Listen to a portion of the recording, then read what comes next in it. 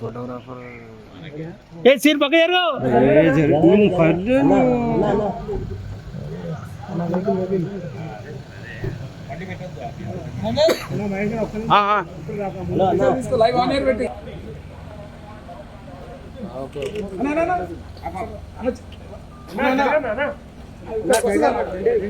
అరే అరే అరే అరే అరే అన్నా హలో హలో హలో అన్నా ఇక లోవేసుకో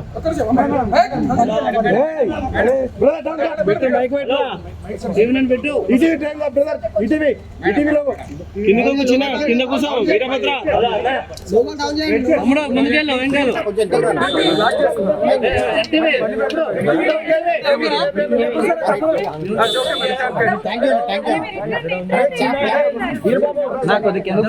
రాజశేఖర రెడ్డి గారి మనవడు వైఎస్ రాజారెడ్డి గారి పెళ్లి జరుగుతున్న సందర్భంలో చాలా మంది ఇన్వైట్ చేస్తున్న రాజకీయ నాయకుల్ని, అందులో భాగంగానే చంద్రబాబు గారిని కూడా పెళ్లికొచ్చి వాళ్ళని ఆశీర్వదించాలని కోరడం జరిగింది.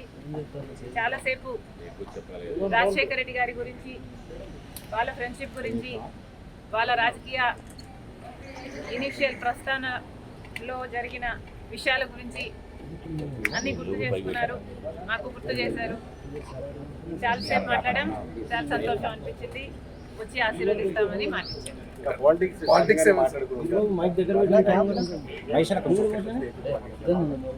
లేదమ్మా, యాక్చువల్లీ మోస్ట్లీ రాజశేఖర రెడ్డి గారి గురించే ఆయన ప్రస్తావించారు. ఇనీషియల్ గా వాళ్ళు రాజకీయాలు మొదలు పెట్టినప్పుడు వాళ్ళిద్దరూ కలిసి ప్రయాణం చేశారు. పొద్దున్న నుంచి సాయంత్రం వరకు వాళ్ళు కలిసే ఉన్నారు, జీప్లలో కలిసి తిరిగారు. ఇలాంటివన్నీ ఢిల్లీకి వెళ్ళారు. అప్పుడు చీఫ్ మినిస్టర్కి వాళ్ళిద్దరు కలిసి చేసిన ప్రయత్నాలు అయితేనేమి, ఇలాంటివన్నీ చెప్పుకుంటూ వచ్చారు. మేడం, కాంగ్రెస్ పార్టీలో మీ పాత్ర ఎలా ఉండబోతుంది? మీకు ఎటువంటి పదవి మీరు అనుకుంటున్నారు వస్తుందని వాళ్ళు కాంగ్రెస్ పార్టీ ఏ పదవి ఇవ్వాలి, ఏ బాధ్యతలు ఇవ్వాలి అనేది కాంగ్రెస్ పార్టీ ప్రెరోగేటివ్. కాంగ్రెస్ పార్టీలో because it is the largest secular party చేరడం జరిగింది. రాహుల్ గాంధీ గారు ప్రధానమంత్రి అయితేనే మన దేశానికి మంచి జరుగుతుందని, కమ్యూనల్ వైలెన్స్లు తగ్గుతాయని రాజశేఖర రెడ్డి గారే రాహుల్ గాంధీని ప్రధానమంత్రిని మనస్ఫూర్తిగా చేసుకోవాలి అనుకున్నారు. కాబట్టి అదే జరగాలి, అది జరిగితేనే మన దేశానికి మంచి జరుగుతుంది అని చేరడం జరిగింది. ఇంకొకసారి చేరిన తర్వాత వాళ్ళ చేతుల్లో మనం పెట్టుకున్న తర్వాత వాళ్ళు ఎలా ఆదేశిస్తే అది నమ్మకంగా చేయాల్సి ఉంటుంది. ఈ అన్ని రాజకీయాలు ఎట్లా డెవలప్ అవుతాయి, నాకు ఏ బాధ్యతలు ఇస్తారు అన్న దాని మీద డిపెండ్ అయి ఉంటుంది. So we should all wait and see.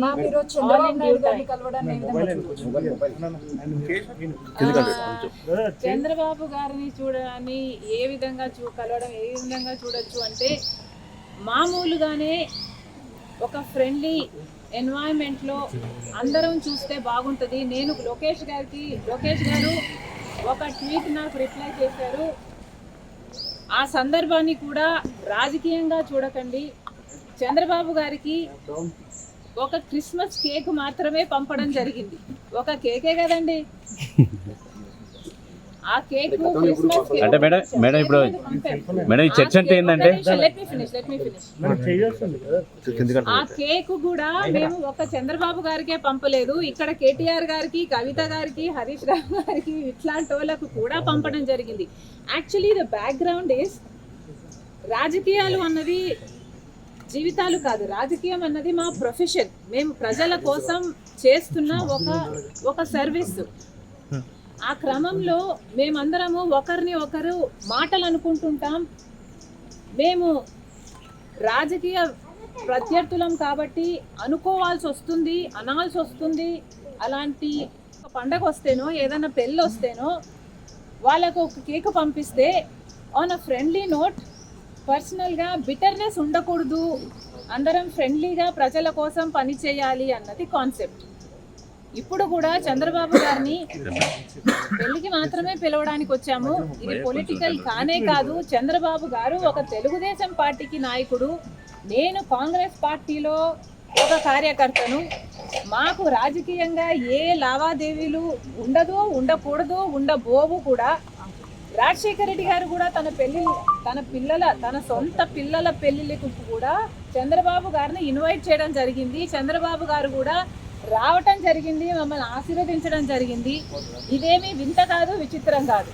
So దీన్ని ఒక ఫ్రెండ్లీ ఎన్వైరన్మెంట్ తో చూస్తే అందరికీ రాజకీయాల్లో షర్మిల పాత్ర ఉండబోదా? కాంగ్రెస్ పార్టీలో మనం పెట్టుకున్న తర్వాత కాంగ్రెస్ పార్టీ ఏ బాధ్యతలు అప్పగించినా ఆ బాధ్యతలు నేను నమ్మకంగా చేస్తానని ఆ రోజు చెప్పాను, ఈ రోజు చెప్పాను. మేడం ఫ్రెండ్లీ రాజకీయాలు మేడం మీరు ఫ్రెండ్లీ రాజకీయాలు కోరుతున్నారు. ఇప్పుడు అంతా ఫ్రెండ్లీ రాజకీయం ఉందా మేడం? ఒకవైపు మీ సోదరుడితో చంద్రబాబు నాయుడుకి వైరం ఉంది, మీరేమో రాజకీయాలు అలా ఉండకూడదు అంటున్నారు. ఎట్లా మేడం? Not condoning anything. ఇలా ఉన్నాయి రాజకీయాలు అని నేను మీకు చెప్పనవసరం లేదు, మీ అందరు కూడా చూస్తున్నారు. కానీ ఫ్రెండ్లీగా ఉండాలి. మనం అందరము కూడా ప్రజల కోసం ఉన్నాం. ఏ వేదిక అన్నది ప్రజలకు తెలుసు. ఏ ప్లాట్ఫామ్ని మనం ఎంచుకున్నా, ఏ పార్టీని మనం ఎంచుకున్నా ఉన్నది మాత్రం ప్రజల కోసం. సో ప్రజల కోసం నమ్మకంగా పనిచేద్దాం. పార్టీలు ఉన్నది, లీడర్లు ఉన్నది ప్రజల కోసం, స్వార్థం కోసం కాదు అన్నది నాది.